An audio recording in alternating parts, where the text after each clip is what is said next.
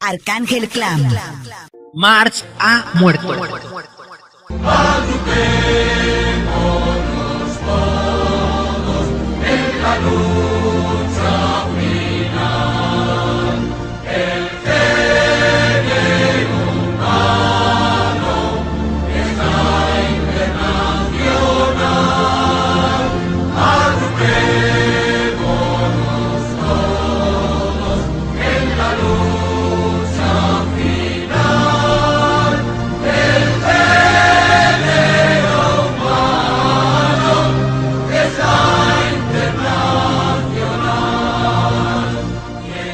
Repiten con insistencia la academia, las ONGs, los grupos de ultraderecha y la literatura de última moda que se vende en las librerías de shopping. Autoritario, violento, estatista, verticalista, jacobino, determinista, eurocéntrico, patriarcal, brutalmente moderno, desconocedor de los pliegues más profundos de la subjetividad, ciego ante los nuevos movimientos sociales, ignorante ante la diferencia, despectivo frente al medio ambiente. Es anacrónico. Sí, tiene prestigio, pero no nos sirve para pensar el presente. Doctor, firme de una buena vez el acta de defunción. No hay remedio. Está muerto. Curioso cadáver al que hay que comprarle un féretro nuevo cada mes, cada año, cada década. ¡Qué teoría tan rara! Necesita ser enterrada periódicamente. Curiosas teorías con más de 150 años escritas y que siguen vigentes gracias a la explotación y el capitalismo salvaje. Néstor Goan.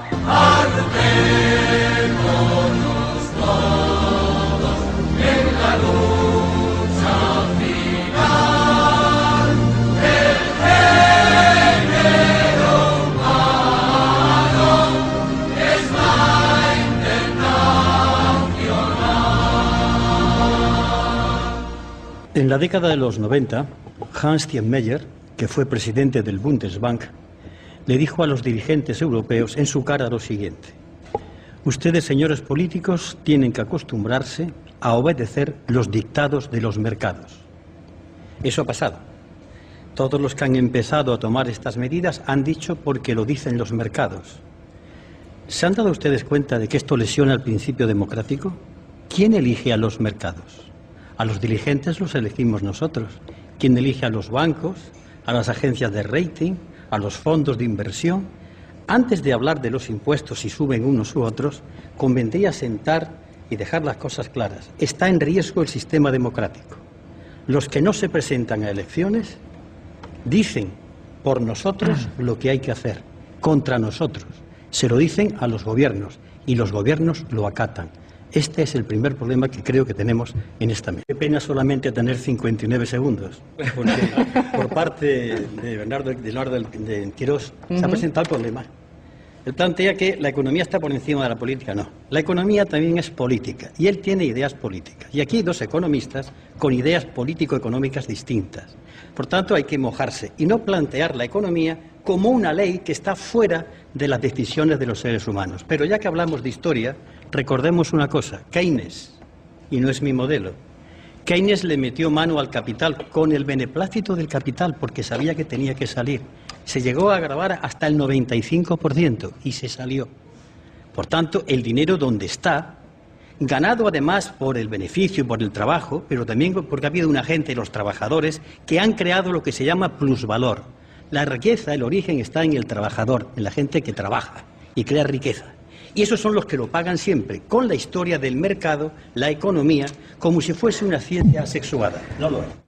Primera cuestión, entonces, ¿por qué hay elecciones? Porque cuando yo voto, voto a alguien que va a gobernar, pero llegan unos señores llamados mercados y se imponen a los gobiernos. Segunda cuestión, Marx será una antiguaya, pero aquí hay una cosa muy sencilla, y es la siguiente: sin trabajadores no hay riqueza, no hay plusvalía. Eso está clarísimo. Una empresa puede funcionar hasta sin director, como sea, pero sin trabajadores no hay riqueza, porque lo que se crea es eso que se llama el plusvalor. Y no es una cosa de Marx, ya estaba en David Ricardo. Y comprar paz. No se trata de comprar paz, ya lo dije otra vez aquí contigo una de estas, se trata de cumplir esto. ¿Es que resulta que nos tenemos que tragar la Constitución solamente porque hay que obedecer que haya un rey?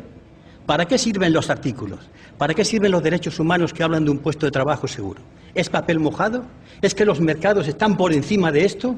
¿Somos demócratas? A ver si nos aclaran. Yo no sé lo que va a salir, pero por lo que oigo ya, me lo estoy esperando. Todo el mundo habla de reformas en el mercado laboral. Y siempre, como dicen en mi tierra, toda la carne en el mismo garabato. ¿Dónde está aquí la subida de impuestos a quien lo tiene? ¿Dónde está la reforma fiscal? ¿Dónde están las famosas ICAP tributando más del 1%? ¿Dónde está el plan de austeridad que llegue a las cajas de ahorro, a los bancos? ¿Dónde están las directrices económicas que a todo el mundo lo ponga a escuadra, a cumplir la ley? Que eso fue lo que dijeron en plena crisis, que los gobiernos iban a poner de acuerdo. Y ahora la culpa la tiene el mercado laboral, que por otra parte ya ha sufrido bastantes reformas. La tienen los trabajadores. Eso es lo que se va a buscar, pero aparte de eso, ¿va a dar solución cuando la gente gane menos o tenga mayores dificultades? ¿Van a consumir si no ganan dinero? ¿No va a bajar la capacidad de riqueza?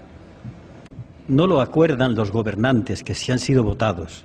Lo acuerdan determinados poderes, algunos de ellos oscuros, denunciados por el propio presidente de Francia, denunciados por los demás. Poderes oscuros que ahora que están intentando corregir o dirigir, están intentando. Pero otro comentario. Si los empresarios, para crear riqueza, necesitan poder despedir a los trabajadores con menos costo, pues estamos volviendo hacia atrás.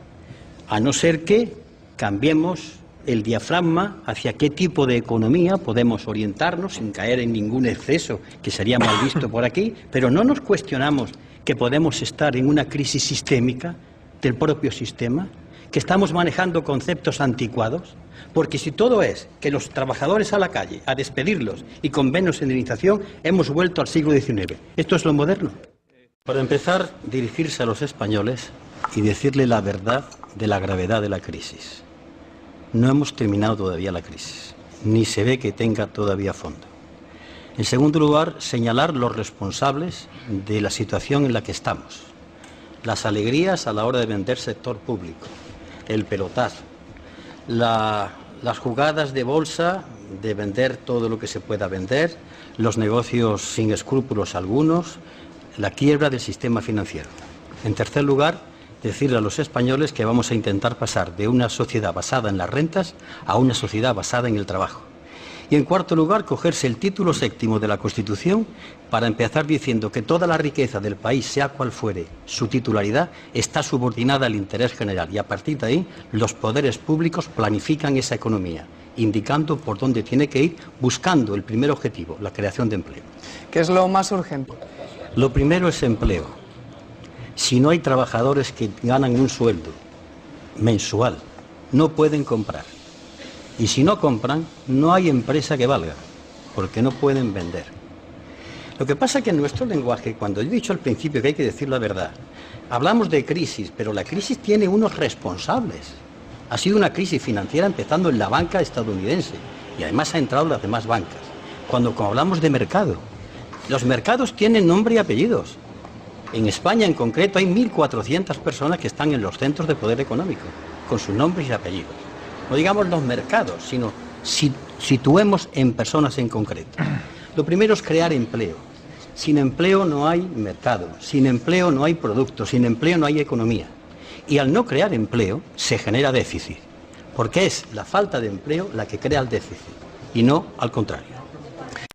La reforma del mercado laboral escama porque hasta ahora todas las reformas del mercado laboral han terminado perdiendo los trabajadores y se han ido empobreciendo los contratos. Tiremos la historia. En segundo lugar, las empresas no saben dónde ir, dónde vender. Hay un problema de fondo, pero es que el tejido industrial español, el tejido empresarial, ha sido débil. Ha vivido de salarios bajos y del ladrillo. Y además, las pocas industrias que había en España se han ido desmontando, desmantelando y se han vendido sectores estratégicos enteros que eran del sector público. No nos quejemos ahora. Por tanto, yo planteaba al inicio de mi intervención que no podemos estar diciendo siempre lo mismo, que estamos ante una situación grave, profunda y hace falta medidas excepcionales dentro de la ley. Por eso he invocado el título séptimo de la Constitución española. Manuel Pimentel, Julián Guita. Es que me hace gracia, también lo digo amistosamente, que siempre me hablan de la Unión Soviética. Y yo siempre saco la Constitución española, artículo 128, donde el Estado puede intervenir en beneficio en interés general. No es la Constitución soviética, es la Constitución española. Y si esto no sirve nada más que para aceptar la monarquía, ¿para qué sirve entonces este papel que tengo aquí? Y es que hay que entrar aquí, que el Estado tiene que intervenir, porque la empresa privada en estos momentos es incapaz, no sabe, es débil y necesita la intervención de los poderes públicos. Y repito, que no es la Constitución soviética, es la Constitución española de 1978.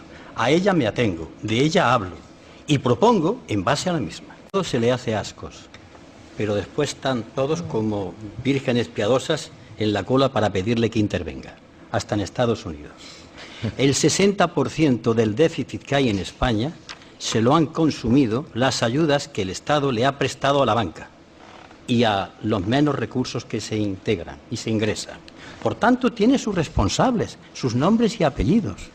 Y a partir de ahí, ese déficit que es galopante, y va a tener que subsanarse en la medida que haya más empleo, si no va a seguir creciendo. Pero mientras no vayamos, por ejemplo, y voy a ser claro, aunque levante escozor aquí, mientras no haya una banca pública o se nacionalice la banca, mientras no se tome esa medida, aunque les parezca a ustedes horroroso, me acojo al artículo 128 de la Constitución española, el crédito va a ser, pues según le parezca a la banca, sin tener en cuenta las necesidades de esa pequeña y mediana empresa. Josep Piqué. ¿Por dónde ingresar más? ¿También? Claro, es que aquí no se habla de reforma fiscal, ni las sociedades estas que cotizan un 1%, sociedades de inversión de crédito variable, mientras los demás cotizan un 18%. ¿Por qué no se habla de reforma fiscal? Porque el déficit se produce porque se gasta más, pero también porque se ingresa menos. Y de esto no se habla nunca. Aquí hay un fraude fiscal tremendo. Han tenido que reunirse una serie de inspectores fiscales en Valladolid y han hecho un manifiesto y unas propuestas. Y han llegado a decir, déjenos ustedes que pongamos en marcha esto y recaudamos 100.000 millones de euros que en estos momentos están por ahí, que no se pueden conocer, dinero negro. ¿Y por qué no hablamos entonces de ingresos? Pues que cuando se habla de justicia social, el que más tiene, tiene que pagar, y eso es una obligación. Y después hablaremos de recorte de gastos.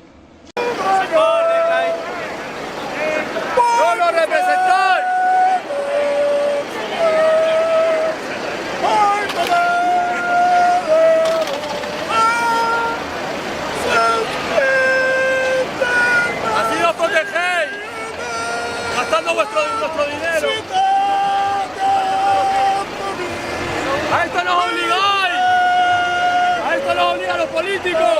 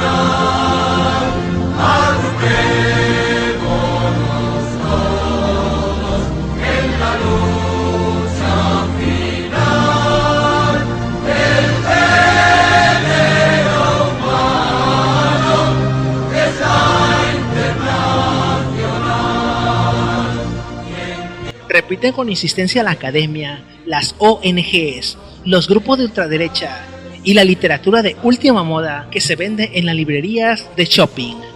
Autoritario, violento, estatista, verticalista, jacobino, determinista, eurocéntrico, patriarcal, brutalmente moderno, desconocedor de los pliegues más profundos de la subjetividad, ciego ante los nuevos movimientos sociales, ignorante ante la diferencia, despectivo frente al medio ambiente.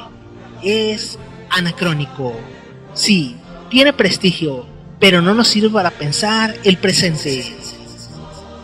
Doctor, firme de una buena vez el acta de defunción. No hay remedio. Está muerto. Curioso cadáver al que hay que comprarle un féretro nuevo cada mes, cada año, cada década. ¡Qué teoría tan rara! Necesita ser enterrada periódicamente. Curiosas teorías con más de 150 años escritas y que siguen vigentes gracias a la explotación y el capitalismo salvaje. Néstor Goan.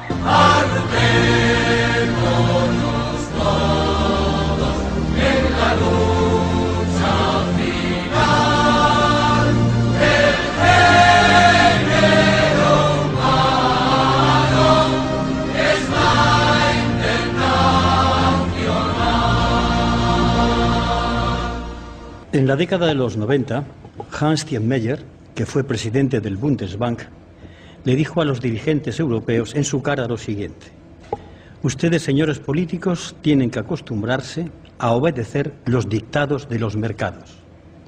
Eso ha pasado. Todos los que han empezado a tomar estas medidas han dicho porque lo dicen los mercados. ¿Se han dado ustedes cuenta de que esto lesiona el principio democrático? ¿Quién elige a los mercados? A los dirigentes los elegimos nosotros. ¿Quién elige a los bancos, a las agencias de rating, a los fondos de inversión? Antes de hablar de los impuestos, si suben unos u otros, convendría sentar y dejar las cosas claras. Está en riesgo el sistema democrático. Los que no se presentan a elecciones, los poderes, algunos de ellos oscuros, denunciados por el propio presidente de Francia, denunciados por los demás, poderes oscuros que ahora que están intentando corregir o dirigir, están intentando.